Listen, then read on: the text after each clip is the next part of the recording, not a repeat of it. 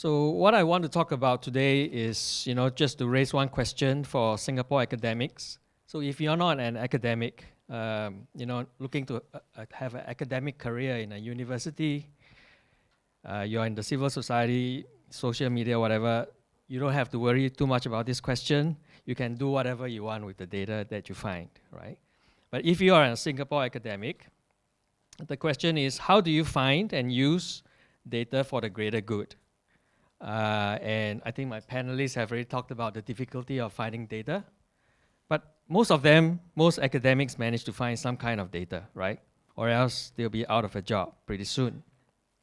It's a sign of human creativity and resilience that they are able to find data.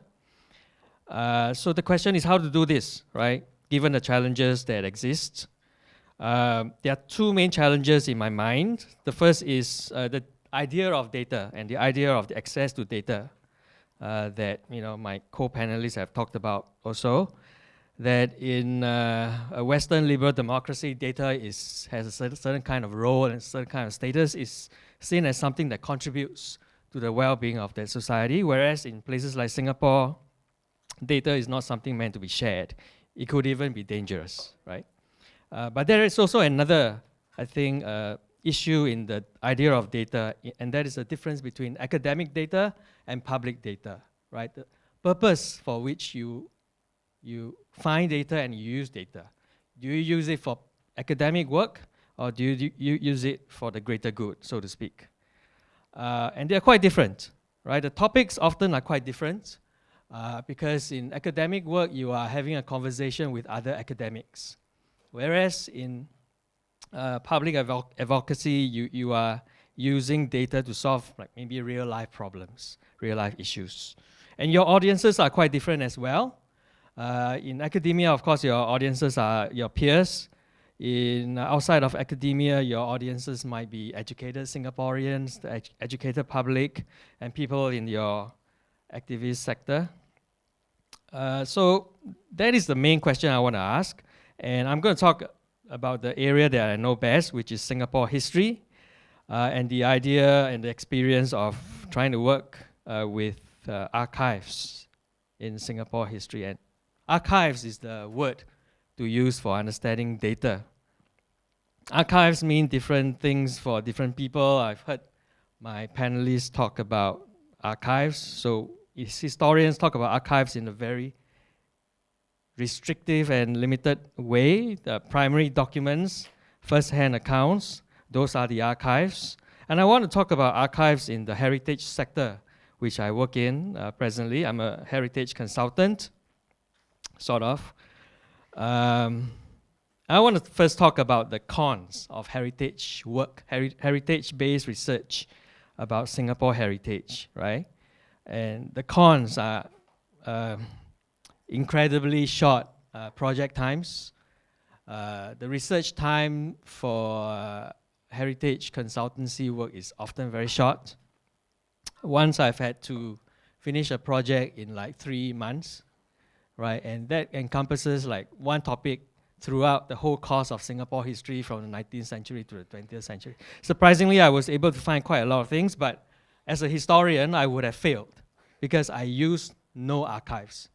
3 months is not enough to get any kind of archive, unless you're talking about the British Colonial Archive, which are available, but even then you need time to read through them, go through them. It's very, very time-consuming work.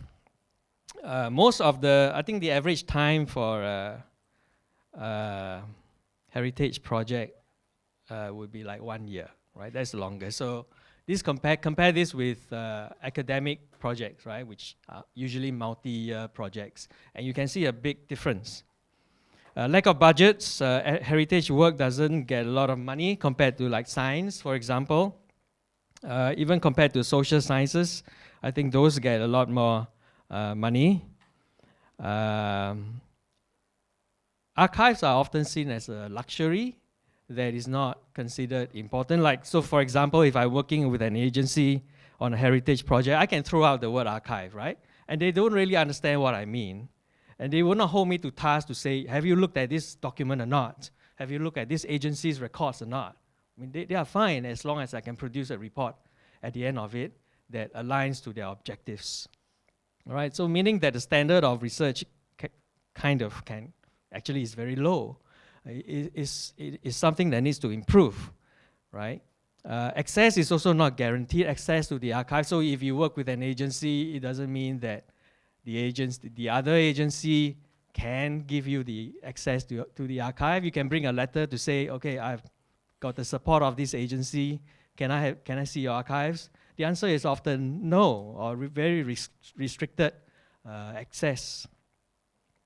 The only exception, I think, and I think the NHB has done a great job with the heritage research grants. So these grants are a bit longer, they are 2 years, and they allow you to actually deep dive into some of the research, and more time also to wait for the archives to process, the National Archives to process the archival documents. Okay, so those are the cons. What are the pros? So if you work in the heritage sector, you obviously don't work on political history, right?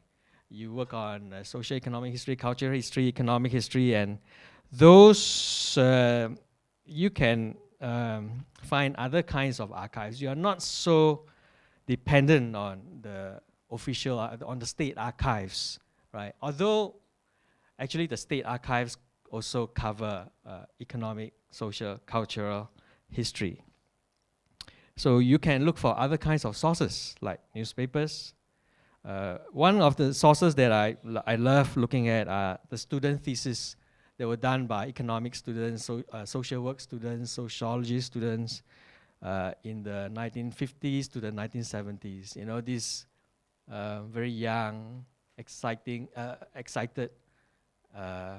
aspiring student, very naive. I think they go out and they interview people, they interview workers, they interview factory workers about their experiences, and at the time the industrial estates are just coming up, the factories are just coming up. There's a lot of wonderful information there. The NUS and sometimes the NANTA student thesis. You can find information from the professional journals, like the medical journals. I've used that. They are very interesting. And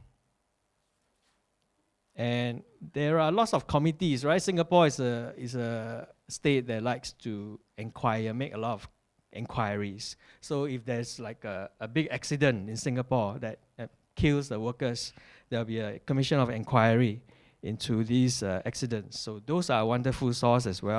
I love reading those sources. So those are some of the ways, I guess, to try to find data for heritage projects. Yep. And just to conclude, right, two things that I think we can do to further get access to the archives, to data. One is to work with and negotiate with civil servants. I think civil servants haven't got a good hearing so far today, you know, but not all of them are bad. Some of them are pretty reasonable. And lastly, I think it's necessary for, again, going back to Singapore academics, right? That academics, especially younger academics who are looking for a career in academia, should weigh, right? How much do you want to devote to academic pursuits and how much you want to devote to what are called Singapore pursuits, right? And don't forget the greater good. As some of you know, Project Albatross is one of the few secret files in Singapore which has been declassified. It was the description of Goh Keng Swee's plan to get Singapore out of Malaysia. It was declassified, and I don't know if it's still there, but it's still available at the Singapore Museum, which is now undergoing renovation. But it was an amazing read, because it turns everything we learned in history upside down. And this was made available years ago. So my question is, you know, when the government does eventually declassify super sensitive information, it seems to have no impact on us. So what is your take on that? Over. I want to get to your question, Paul, about why have archives not created a revolution, right? So archives did have to create this great upheaval in the Soviet Union, of course, right? And I think all governments know that. Why has Albatross not had any kind of response, right? because when Goh Keng Swee talked about albatross the first time, he already appropriated the narrative. He talked about albatross, and he talked about the narrative at the same time, which is that Singapore didn't get kicked out, but we went behind Lee Kuan Yew and did those talks with the Malaysians.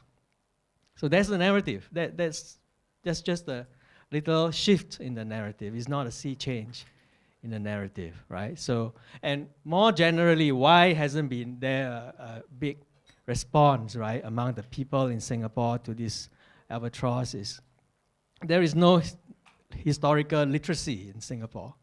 People do not understand what archives are. People do not understand what history is.